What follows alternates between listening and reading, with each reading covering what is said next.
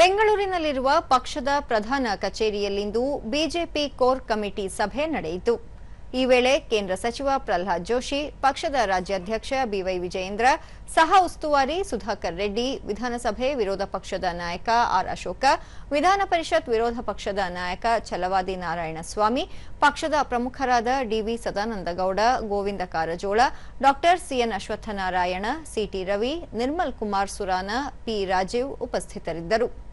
ಈ ಕುರಿತು ಸಾಮಾಜಿಕ ಜಾಲತಾಣದಲ್ಲಿ ಮಾಹಿತಿ ಹಂಚಿಕೊಂಡಿರುವ ಸಚಿವ ಪ್ರಹ್ಲಾದ್ ಜೋಶಿ, ಪಕ್ಷದ ಸಂಘಟನೆ, ರಾಜಕೀಯ ವಿದ್ಯಮಾನಗಳು, ಮುಂಬರುವ ಚುನಾವಣೆಗಳಲ್ಲಿ ಪಕ್ಷದ ಗೆಲುವಿಗೆ ಕಾರ್ಯತಂತ್ರಗಳು ಸೇರಿದಂತೆ ಹಲವು ಮಹತ್ವಪೂರ್ಣ ವಿಷಯಗಳ ಕುರಿತು ಸಭೆಯಲ್ಲಿ ಚರ್ಚಿಸಲಾಯಿತು ಎಂದು ಹೇಳಿದ್ದಾರೆ.